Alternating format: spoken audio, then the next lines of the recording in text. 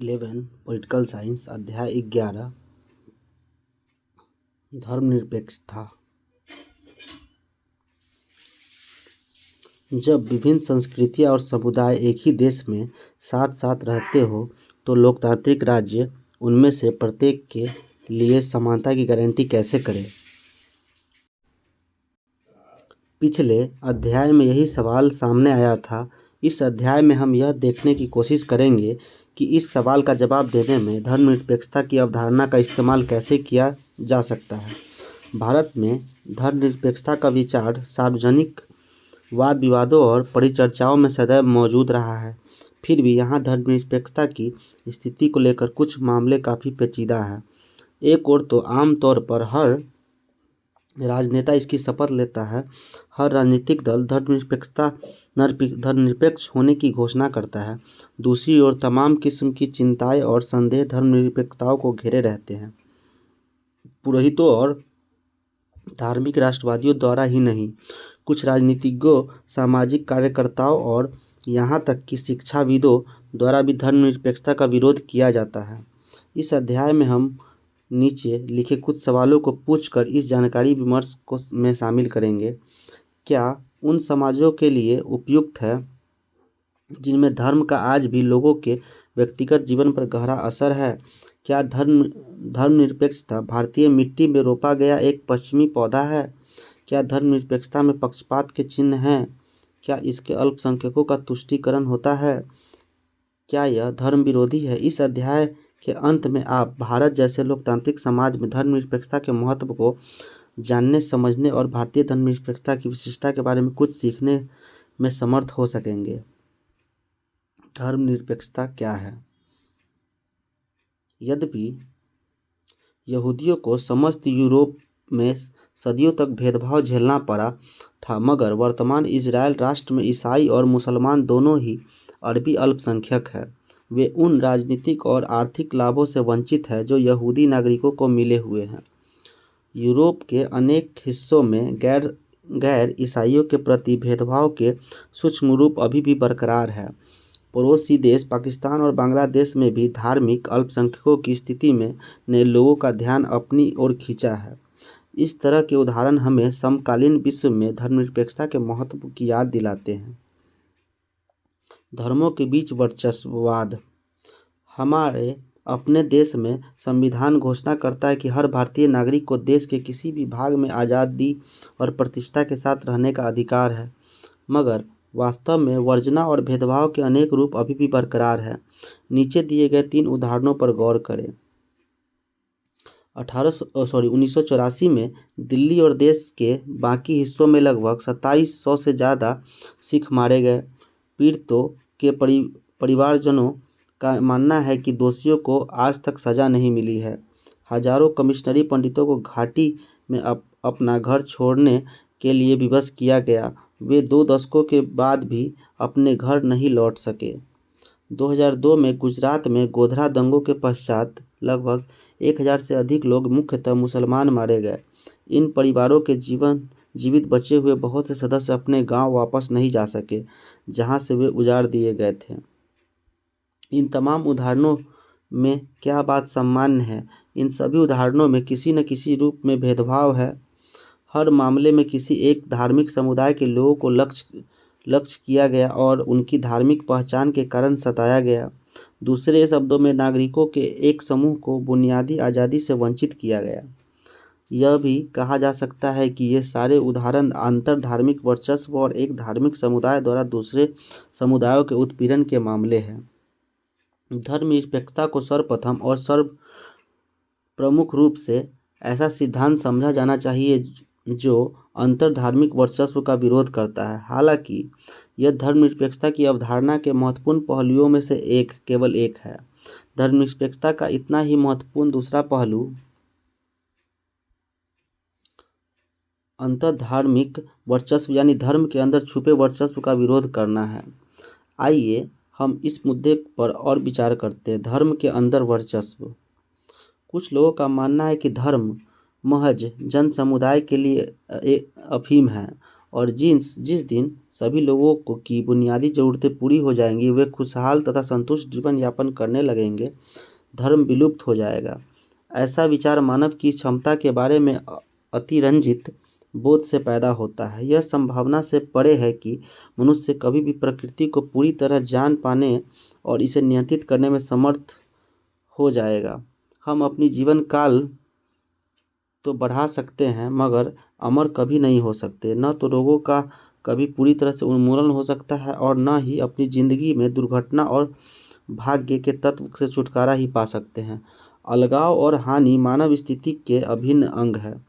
हमारे अधिकांश दुख दर्द मानव निर्मित है, इसलिए उनका अंत तो हो सकता है, लेकिन कुछ कष्ट मानव निर्मित नहीं है।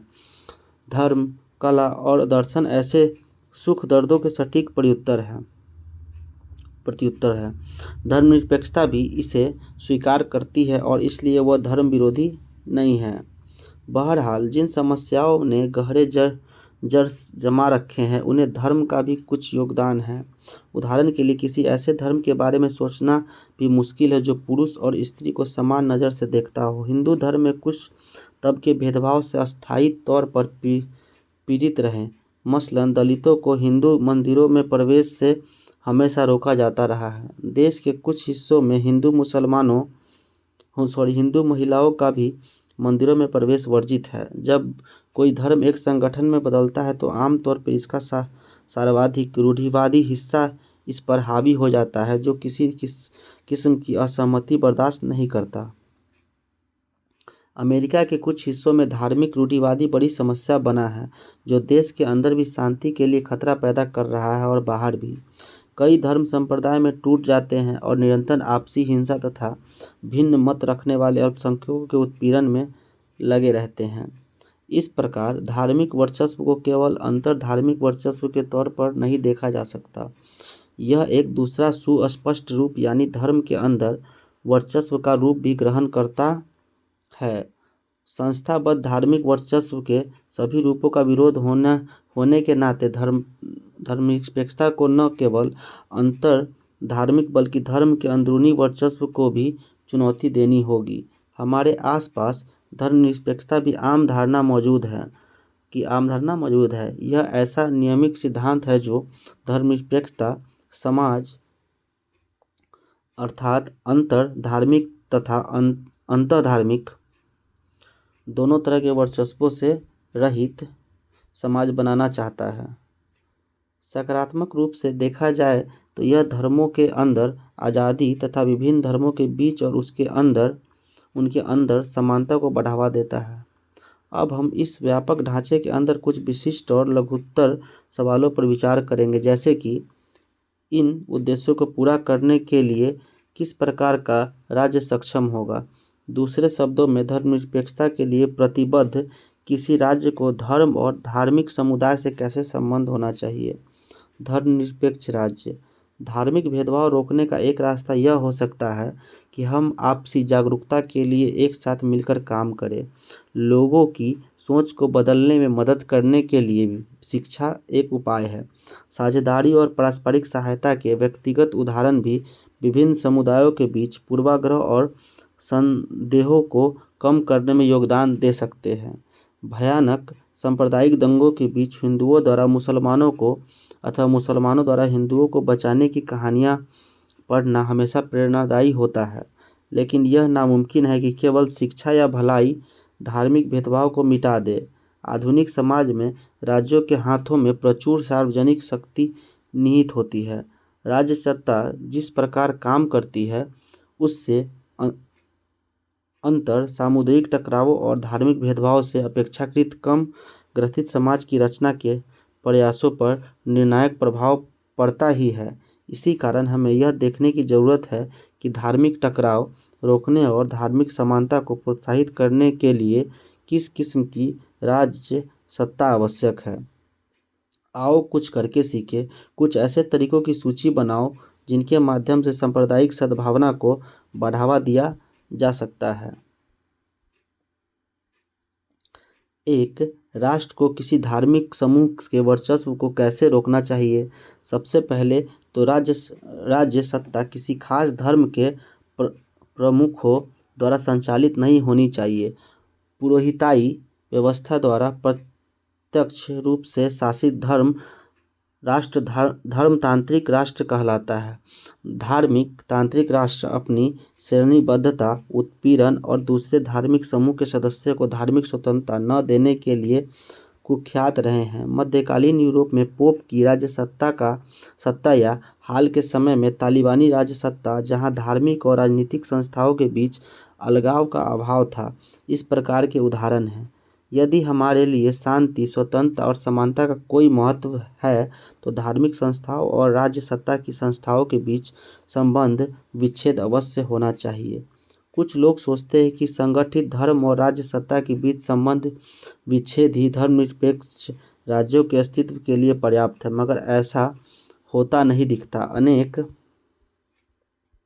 अनेक राज्य धर्मतांत्रिक न होते हुए भी किसी खास धर्म के साथ घनिष्ठ गठजोड़ बनाए रहते हैं। उदाहरण के लिए 16वीं सदी में इंग्लैंड का राज्य पुरोहित वर्ग द्वारा संचालित न होते हुए भी स्पष्ट रूप से आंग्ल चर्च और इसके सदस्यों का पक्ष पोषण करता था।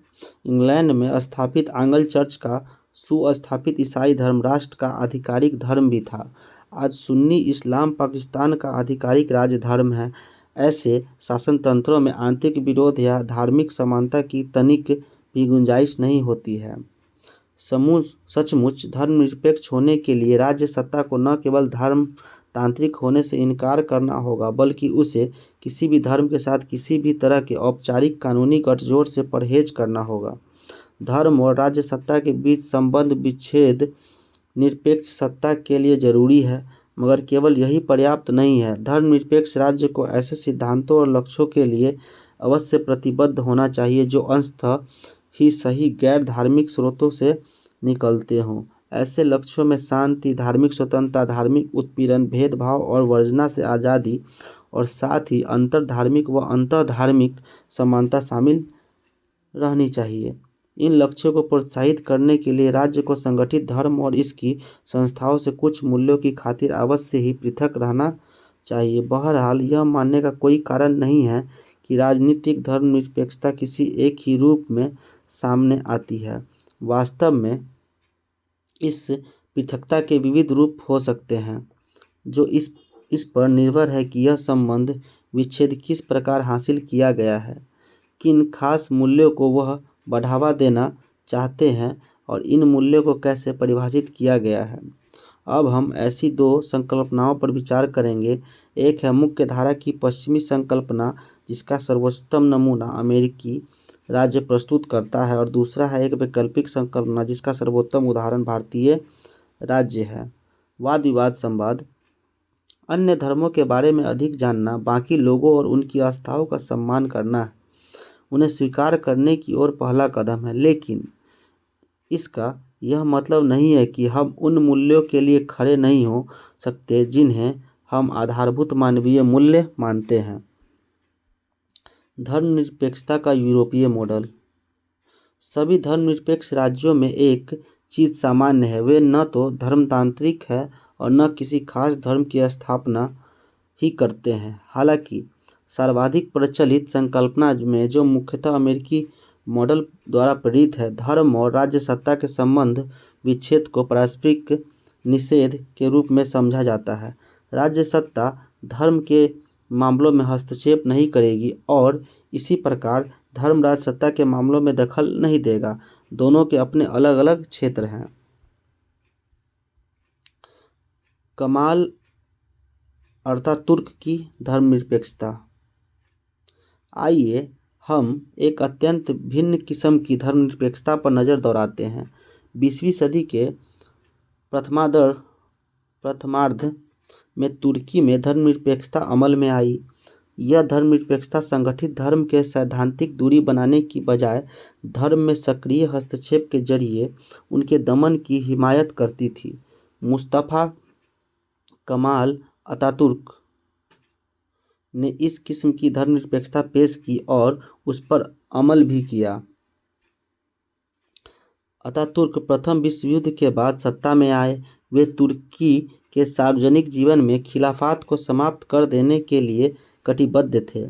वे मानते थे कि परंपरागत सोच, विचार और अभिव्यक्तियों से नाता तोड़े बगैर तुर्की को उसकी दुखद स्थिति से नहीं उबारा जा सकता। उन्होंने तुर्की को आधुनिक और धर्मनिरपेक्ष बनाने के लिए आक्रामक ढंग से कदम बढ़ाए। उन्होंने खुद अपना नाम मुस्तफ़ा कमाल पाशा से बदलकर कमाल अतातुर्क कर लिया। अतातुर्क का अर्थ होता है तुर्कों का पिता। हैट कानून के जरिए मुसलमानों द्वारा पहनी जाने वाली परंपरागत फैज टोपी को प्रतिबंधित कर दिया गया। स्त्रियों पुरुषों के लिए पश्चिमी पोशाकों को बढ़ावा दिया गया।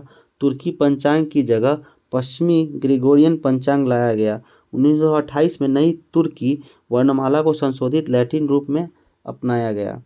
क्या आप ऐसी धर्मनिरपेक्षता की कल्पना कर सकते हैं जो आपको अपनी पहचान से जुड़ा नाम रखने और आपकी पसंद के कपड़े पहनने की आज़ादी न दे और आपकी बोलचाल की भाषा ही बदल डाले? आपके ख्याल से अतातुर्क की धर्मनिरपेक्षता भारतीय धर्मनिरपेक्षता से किन मायनों में भिन्न है? अलग अलग सीमाएं हैं। राज्य सत्ता की कोई नीति पूर्णतः धार्मिक तर्क के आधार पर निर्मित नहीं हो सकती। कोई धार्मिक वर्गीकरण किसी सार्वजनिक नीति की बुनियाद नहीं बन सकता। अगर ऐसा हुआ तो राज्य सत्ता के मामले में धर्म की अवैध घुसपैठ मानी जाएगी। उसी प्रकार राज्य किसी धार्मिक संस्था को मदद नहीं देगा। वह धार्मिक समुदायों द्वारा संचालित शैक्षणिक संस्थाओं को वित्तीय सहयोग नहीं दे सकता। जब तक धार्मिक समुदायों की गतिविधियां देश के कानून द्वारा निर्मित व्यापक सीमा के अंदर होती है, वह इन गतिविधियों में व्यवधान नहीं पैदा कर सकता। उदाहरण के लिए, अगर कोई धार्मिक संस्था औरतों के पुरोहित होने को वर्जित करती है, तो राज्य सत्ता इस मामले में कुछ नहीं कर सकती। अगर कोई धार्मिक समुदाय अपने भिन्न मतावलंबियों का बहिष्कार करता है, तो राज्य इस मामले में मूक दर्शक ही बना रह सकता है। अगर कोई खास धर्म अपने कुछ सदस्यों को मंदिर में गर्भगृह में जाने से रोकता है, तो राज्य के पास मामले को यथावत बने रहने देने के सिवा कोई विकल्प नहीं है। इस विचार से धर्म एक निजी मामला है, वह राज्य सत्ता की नीति या कानून का विषय नहीं हो सकता। यह संकल्पना स्वतंत्रता और समानता की व्यक्तिवादी ढंग से व्याख्या करती है। स्वतंत्रता का मतलब है व्यक्तियों की स्वतंत्रता। समानता का तात्पर्य है व्यक्तियों के बीच समानता। इसमें यह गुंजाइश नहीं है कि किसी समुदाय को अपनी पसंद का आचरण करने की स्वतंत्रता रहे। समुदाय आधारित अधिकारों अथवा अल्पसंख्यक अधिकारों की कोई गुंजाइश नहीं है। पश्चिमी समाजों का इतिहास बताता है कि ऐसा क्यों है। यहूदियों की उपस्थिति को छोड़ दिया जाए तो अधिकांश पश्चिमी समाज काफ़ी हद तक धार्मिक रूप से सजातीय थे। स्वाभाविक रूप से इस तथ्य के चलते उनके केंद्र में अंतर धार्मिक वर्चस्व भी रहता था। जहां अनेक मामलों में व्यक्तिक स्वतंत्रता को साकार करने के लिए चर्च से राज्य के संबंध विच्छेद पर कड़ाई के साथ बल दिया जाता था, वही अंतर धार्मिक समानता और इसलिए अल्पसंख्यकों के अधिकार के मुद्दे प्रायः उपेक्षित रह जाते थे।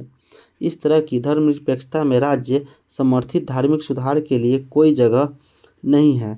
यह विशेषता सीधे तौर पर इस समझ से निकलती है कि राज्य और धर्म के अलगाव के लिए इसका पारस्परिक निषेध जरूरी है। धर्मनिरपेक्षता के बारे में नेहरू के विचार को देखते हैं। जब किसी विद्यार्थी ने नेहरू से यह बात बताने को कहा कि आज़ाद भारत में धर्मनिरपेक्षता का क्या मतलब होगा, तो उन्होंने जवाब दिया था, सभी धर्मों को राज्य द्वारा समान संरक्षण। वे ऐसा धर्मनिरपेक्ष राष्ट्र चाहते थे जो सभी धर्मों का हिफाजत करे, अन्य धर्मों की कीमत पर किसी एक धर्म की तारीफदारी न करे और खुद किसी धर्म को राज्य धर्म के बतौर स्वीकार न करे। नेहरू भारतीय धर्मनिरपेक्षता के दार्शनिक थे। नेहरू स्वयं किसी धर्म का अनुसरण नहीं करते थे, ईश्वर में उनका विश्वास ही नहीं था, लेकिन उनके लिए धर्मनिरपेक्षता का मतलब धर्म के प्रति विद्वेष नहीं था। इस अर्थ में नेहरू तुर्की के अतातुर्क के काफ़ी भिन्न थे। साथ ही वे धर्म और राज्य के बीच पूर्ण संबंध विच्छेद के पक्ष में भी नहीं थे। उनके विचार के अनुसार समाज में सुधार के लिए धर्मनिरपेक्ष राज्य सत्ता धर्म के मामले में हस्तक्षेप कर सकती है। जातीय भेदभाव, दहेज प्रथा और सती प्रथा की समाप्ति के लिए कानून बनवाने तथा देश की महिलाओं को कानूनी अधिकार और सामाजिक स्वतंत्रता मुहैया कराने में नेहरू ने खुद महत्वपूर्ण भूमिका निभाई थी। अनेक मामलों में वे लचीला होने को तत्पर रहते थे, मगर यही एक ऐसी चीज़ थी जिस पर वे हमेशा दृढ़ और समझौताहीन बने रहे। उनके लिए धर्मनिरपेक्षता का मतलब था तमाम किस्म की सांप्रदायिकता का पूर्ण विरोध। बहुसंख्यक समुदाय की सांप्रदायिकता की आलोचना में वे खास तौर पर कठोरता बरतते थे, क्योंकि इससे राष्ट्रीय एकता पर खतरा उत्पन्न होता था। उनके लिए धर्मनिरपेक्षता सिद्धांत का मामला भर नहीं था, वह भारत की एकता और अखंडता की एकमात्र गारंटी भी था। धर्मनिरपेक्षता का भारतीय मॉडल। कभी कभी यह कहा जाता है कि भारतीय धर्मनिरपेक्षता पश्चिमी धर्मनिरपेक्षता की नकल भर है, लेकिन अपने संविधान को ध्यान से पढ़ने से पता चलता है कि ऐसा नहीं है। भारतीय धर्मनिरपेक्षता पश्चिमी धर्मनिरपेक्षता से बुनियादी रूप से भिन्न है। भारतीय धर्मनिरपेक्षता केवल धर्म और राज्य के बीच संबंध विच्छेद पर बल नहीं देती। अंतर धार्मिक समानता भारतीय संकल्पना के लिए अत्यंत महत्वपूर्ण है। हम इस पर और भी विस्तार के साथ सोच विचार करेंगे। फ्रांसीसी सरकार ने शैक्षणिक संस्थाओं में पगड़ी जैसे धार्मिक प्रतीक धारण करने पर रोक लगा दी थी। क्या तुम्हें उस निर्णय के बारे में हुई गर्मागर्म बहस याद है? हाँ, मुझे याद है। यह आश्चर्यजनक है कि फ्रांस और भारत दोनों ही धर्मनिरपेक्ष राज्य हैं, लेकिन भारत में सार्वजनिक संस्थाओं में इस तरह के धार्मिक प्रतीक धारण करने का दिखाने पर कोई रोक टोक नहीं है। ऐसा इसलिए है कि धर्मनिरपेक्षता के विचार को जिस तरह से भारत में देखा गया है वह फ्रांस के तरीके से भिन्न है। भारतीय धर्मनिरपेक्षता को कौन कौन सी चीज़ें विशिष्ट बनाती है? सर्वप्रथम तो यह गहरी धार्मिक विविधता के संदर्भ में उदित हुआ था। यह विविधता पश्चिमी आधुनिक विचारों और राष्ट्रवादों के आगमन से पहले की चीज़ है। भारत में पहले से ही अंतर धार्मिक सहिष्णुता की संस्कृति मौजूद थी। बहरहाल, हमें यह नहीं भूलना चाहिए कि सहिष्णुता धार्मिक वर्चस्व की विरोधी नहीं है।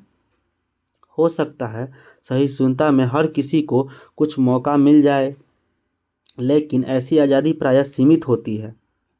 इसके अलावा सहिष्णुता हम में उन लोगों को बर्दाश्त करने की क्षमता पैदा करती है जिन्हें हम बिल्कुल नापसंद करते हैं।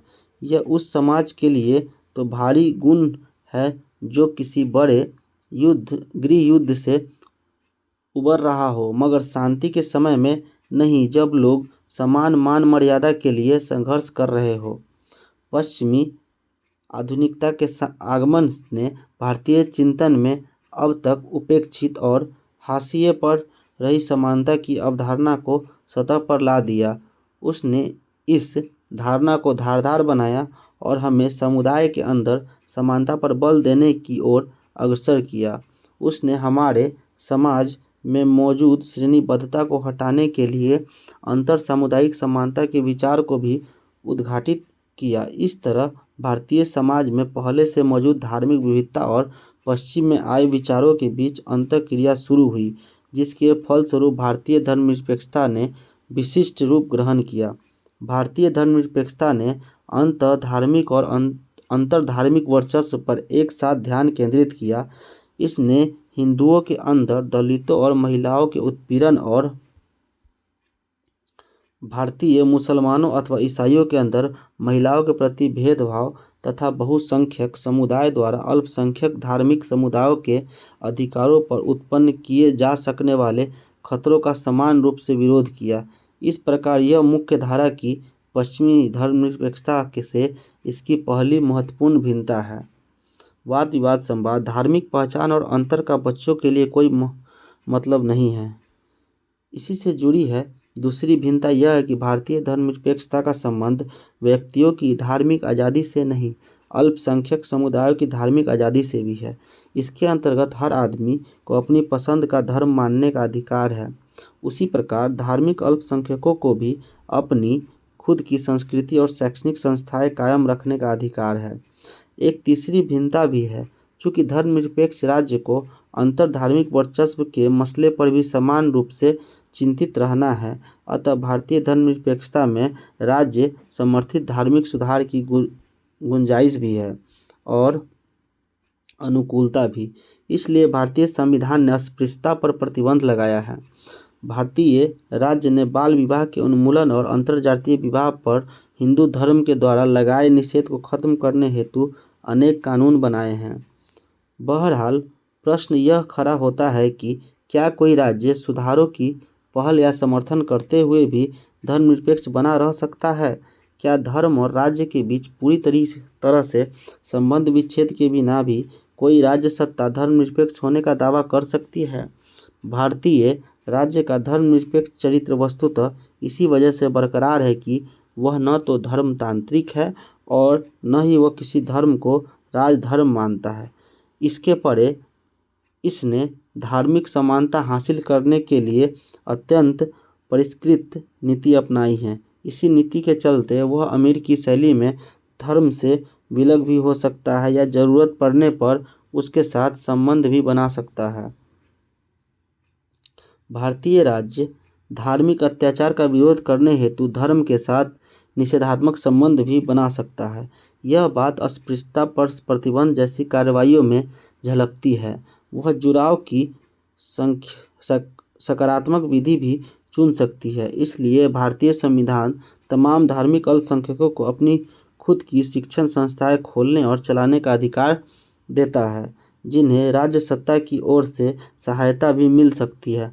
शांति, स्वतंत्रता और समानता के मूल्यों को बढ़ावा देने के लिए भारतीय राज्य सत्ता ये तमाम जटिल रणनीतियाँ अपना सकती है। अब तक यह बात स्पष्ट हो जानी चाहिए कि भारतीय धर्मनिरपेक्षता की यह जटिलता सर्वधर्म समभाव के मुहावरे में क्यों समाहित नहीं हो सकती है। अगर इस मुहावरे का मतलब तमाम धर्मों का शांतिपूर्ण सह अस्तित्व या अंतर धार्मिक सहिष्णुता है, तो इससे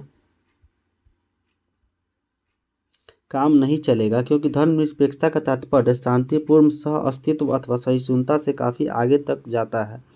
अगर इस मुहावरे का मतलब तमाम धर्मों के प्रति सम्मान की समान भावना है, तो इसमें एक अस्पष्टता है जिसे स्पष्ट करना जरूरी है। भारतीय धर्मनिरपेक्षता तमाम धर्मों में राज्य सत्ता के सैद्धांतिक हस्तक्षेप की अनुमति देता है।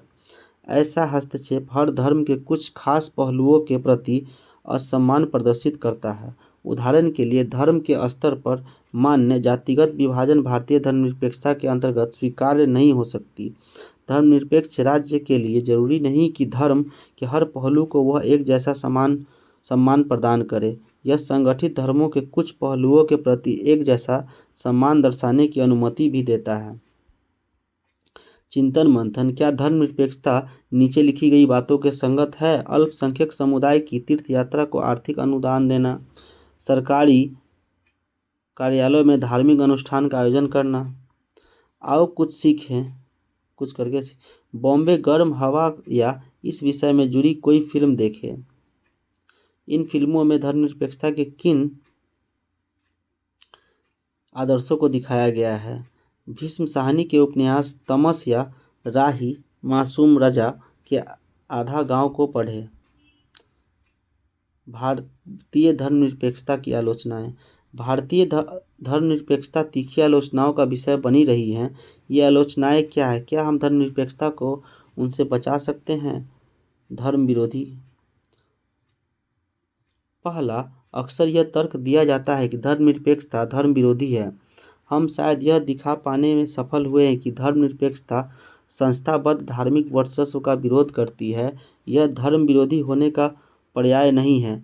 उसी प्रकार कुछ लोग यह तर्क देते हैं कि धर्मनिरपेक्षता धार्मिक पहचान के लिए खतरा पैदा करती है, लेकिन हमने पहले ही देखा कि धर्मनिरपेक्षता धार्मिक स्वतंत्रता और समानता को बढ़ावा देती है। अतएव यह धार्मिक पहचान पर खतरा पैदा करने की बजाय उसकी हिफाजत करती है। बेशक वह धार्मिक पहचान के मतांध यानी हिंसक, दुराग्रही, औरों का बहिष्कार करने वाले और अन्य धर्मों के प्रति घृणा उत्पन्न करने वाले रूपों पर अवश्य चोट करती है। वास्तविक प्रश्न यह नहीं है कि किसी चीज़ पर चोट की जाए या नहीं, बल्कि यह है कि जिस पर प्रहार किया जा रहा है वह मूल रूप से उस योग्य है या नहीं। पश्चिम से आयातित। दूसरी आलोचना यह है कि धर्मनिरपेक्षता ईसाईयत से जुड़ी है, अर्थात यह पश्चिमी चीज़ है और इसलिए भारतीय स्थितियों के लिए अनुपयुक्त है। पहली नज़र में यह एक विचित्र शिकायत है, क्योंकि पतलून से लेकर इंटरनेट और संसदीय लोकतंत्र आज भारत के लाखों चीज़ें प्रचलन में हैं जिनकी जड़ें पश्चिम में हैं। इसलिए पहला जवाब तो यही हो सकता है कि ऐसा है तो क्या हुआ। क्या आपने किसी यूरोपीय को शिकायत करते सुना है कि शून्य का आविष्कार भारत में हुआ था, अतः वे इसका इस्तेमाल नहीं करेंगे? बहरहाल यह एक किस्म का छिछला जवाब होगा। अधिक महत्वपूर्ण और प्रासंगिक बात यह है कि सचमुच धर्मनिरपेक्षता होने के लिए किसी राष्ट्र का अपना खुद का लक्ष्य होना चाहिए। पश्चिमी राज्य तब धर्मनिरपेक्ष बने जब एक महत्वपूर्ण स्तर पर उन्होंने ईसाईयत से संबंध विच्छेद कर लिया। पश्चिमी धर्मनिरपेक्षता में वैसी कोई ईसाईयत नहीं है। फिर इस दावे को क्या मतलब है कि यह पश्चिमी है? धर्म और राज्य का पारस्परिक निषेध, जिसे पश्चिमी धर्मनिरपेक्ष समाजों का आदर्श माना जाता है, सभी धर्मनिरपेक्ष राज्य सत्ता की प्रमुख विशेषता भी नहीं है। संबंध विच्छेद के विचार की व्याख्या अलग अलग तरह से की जा सकती है।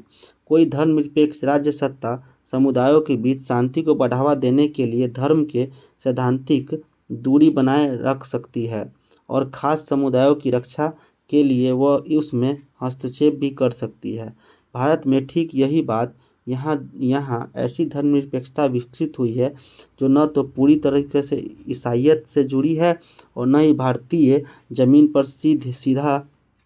सीधा पश्चिमी आरोपण ही है। तथ्य यह है कि धर्मनिरपेक्षता का विगत इतिहास पश्चिमी और गैर पश्चिमी दोनों मार्गों का अनुसरण करता दिखता है। पश्चिम में चर्च और राज्य में संबंध विच्छेद का सवाल केंद्रीय था और भारत जैसे देश में शांतिपूर्ण सह अस्तित्व के सवाल महत्वपूर्ण रहे हैं। अल्पसंख्यकवाद। तीसरी आलोचना के तौर पर धर्मनिरपेक्षता पर अल्पसंख्यकवाद का आरोप मढ़ा जाता है। यह सच है कि भारतीय धर्मनिरपेक्षता अल्पसंख्यक अधिकारों की पैरवी करती है, लेकिन सवाल यह है कि क्या यह न्यायोचित है? आप कल्पना कीजिए कि 4 वयस्क पुरुष सबसे तेज चलने वाली गाड़ी में सफ़र कर रहे हैं। बीच में से ही एक यात्री सिगरेट पीने की इच्छा व्यक्त करता है। दूसरा यात्री शिकायत करता है, वह सिगरेट का धुआं बर्दाश्त नहीं कर सकता। अन्य 2 यात्री भी धूम्रपान करते हैं, मगर वे कुछ बोलते नहीं हैं। साफ तौर पर कम से कम 2 यात्रियों के बीच तो टकराव अवश्य है। एक विचार आया कि मतदान के जरिए इसे हल किया जाए। सिगरेट पीने वाले 2 खामोश यात्री उस व्यसनी का साथ देते हैं और धूम्रपान न करने वाला 2 मतों के अंतर से हार जाता है। यहाँ अल्पसंख्यक पराजित होता है, मगर नतीजा तो उचित प्रतीत होता है, क्योंकि आम सहमति से उचित लोकतांत्रिक रीति अपनाई गई है। अब स्थिति को थोड़ा बदलते हैं। कल्पना करें, सिगरेट न पीने वाला यात्री दम्मे से पीड़ित है। धूम्रपान से उसे जानलेवा दौरा पड़ सकता है। उसकी इस बात से कि दूसरे यात्री धूम्रपान न करे उसका बुनियादी और बहुत जरूरी हित व्यक्त होगा। क्या बहुमत के फैसले को सही मानने वाली पहली पद्धति ऐसे संदर्भ में जायज़ मानी जा सकती है?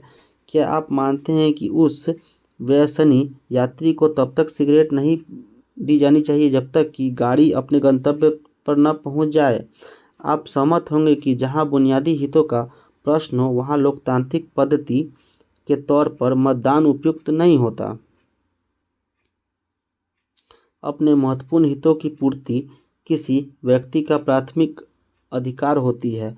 जो व्यक्तियों के लिए सही है, वह समुदाय के लिए भी सही होगा। अल्पसंख्यकों के सर्वाधिक मौलिक हितों की क्षति नहीं होनी चाहिए और संवैधानिक कानून द्वारा उसकी हिफाजत की जानी चाहिए।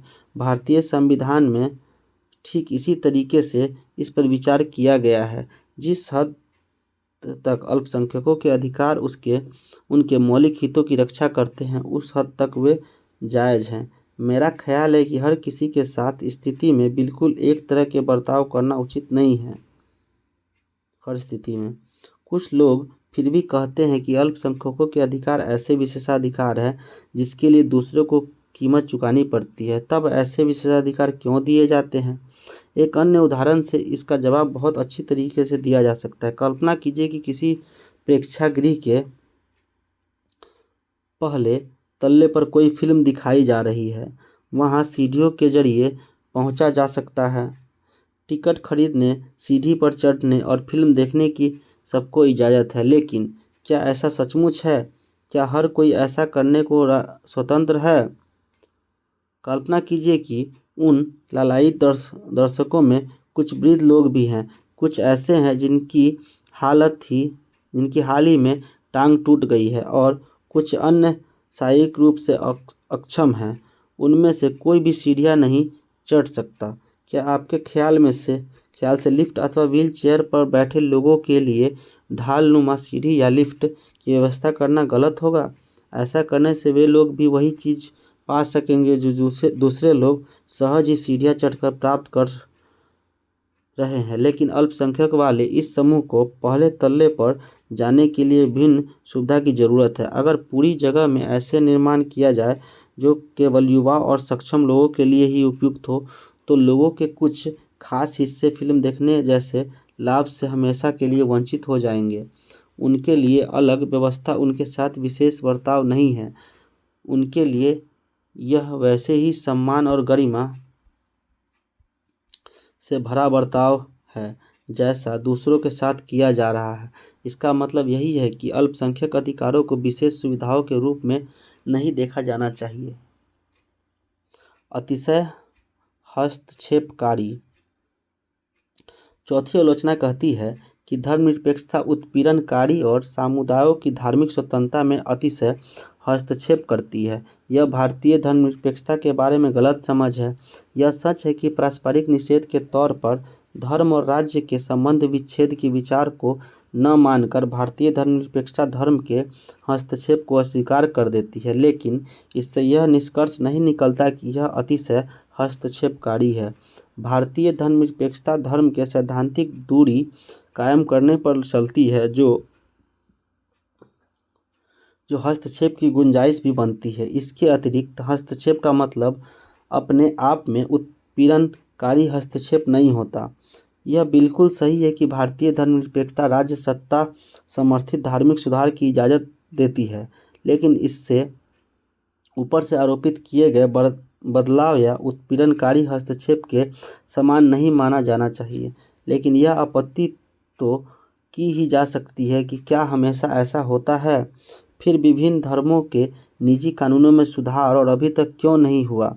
भारतीय राज्य के समक्ष यही बड़ी दुविधा है। एक धर्मनिरपेक्षवादी निजी कानूनों को संविधान द्वारा संरक्षित समुदाय विशेष के अधिकारों के रूप में देख सकता है। वह इन कानूनों का विरोध भी कर सकता है क्योंकि ये महिलाओं को बराबरी का दर्जा नहीं देते और इसलिए अन्यायपूर्ण है।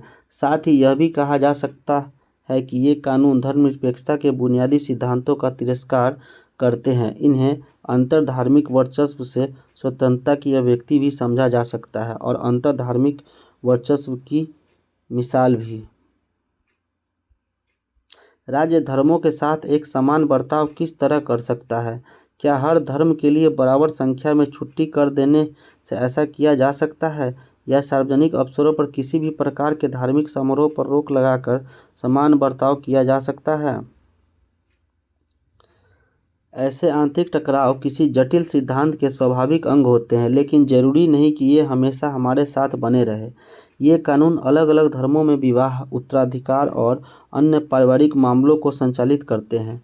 निजी कानूनों को इस तरह से सुधारा जा सकता है कि वे अल्पसंख्यक अधिकारों के साथ साथ पुरुषों और महिलाओं के बीच बराबरी की भी मिसाल बने रहें।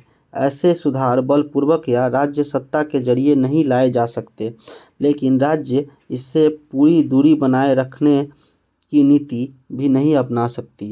राज्य सत्ता को हर धर्म के अंदर उदारवादी और लोकतांत्रिक आवाज़ का समर्थन करने के जरिए मददगार की भूमिका निभानी होगी। वोट बैंक की राजनीति। पांचवा, तर्क यह दिया जाता है कि धर्मनिरपेक्षता वोट बैंक की राजनीति को बढ़ावा देती है। अनुभव जन्य दावे के तौर पर यह पूर्णतः असत्य भी नहीं है, मगर हमें इस मुद्दे को ठोस परिप्रेक्ष्य में देखना होगा।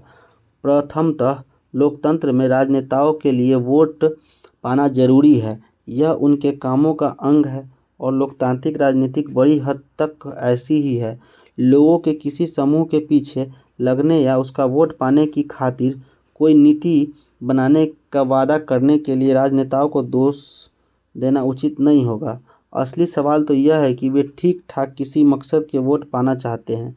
इसमें सिर्फ वही उन्हीं का हित है या विचाराधीन समूह का भी हित है।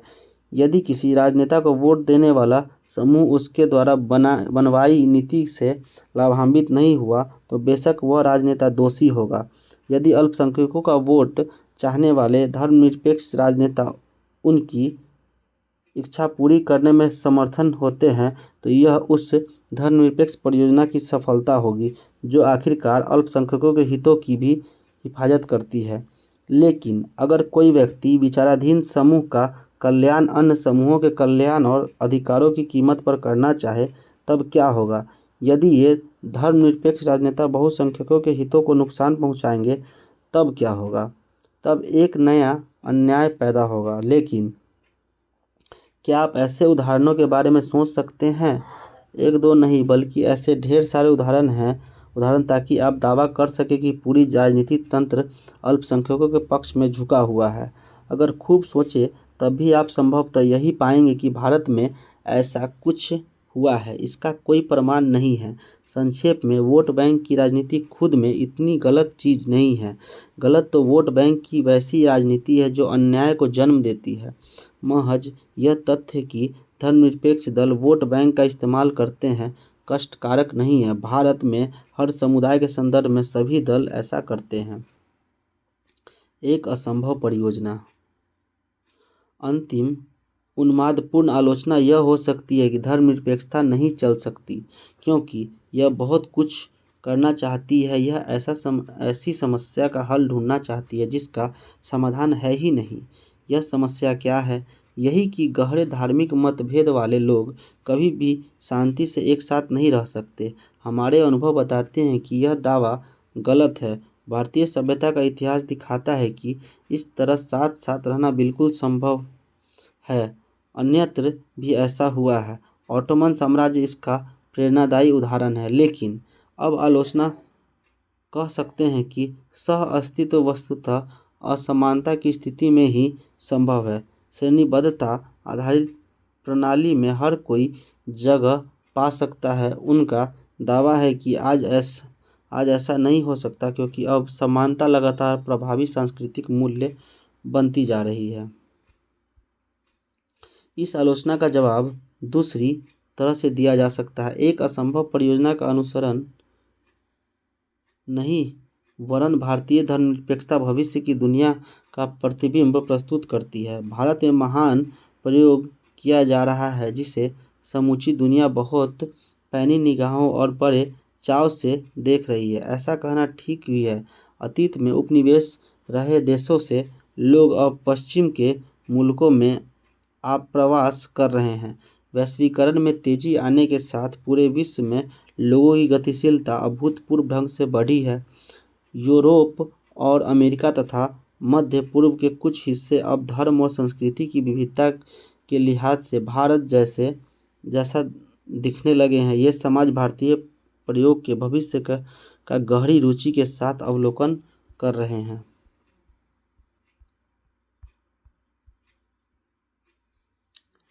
भारत में राजपत्रित अवकाशों की सूची को ध्यान से पढ़ें। क्या यह भारत में धर्मनिरपेक्षता का उदाहरण प्रस्तुत करती है? तक प्रस्तुत करें। अवकाश का नाम और दिनांक। गणतंत्र दिवस 26 जनवरी को मनाया। महाशिवरात्रि, ये होली है, गुड फ्राइडे, बुद्ध पूर्णिमा, ईद उल फितर, ईद, बकरीद, स्वतंत्रता दिवस, जन्माष्टमी, मुहर्रम, महात्मा गांधी जयंती, दशहरा, दिवाली, ईद उल मिलाद नबी, गुरु नानक जयंती, क्रिसमस।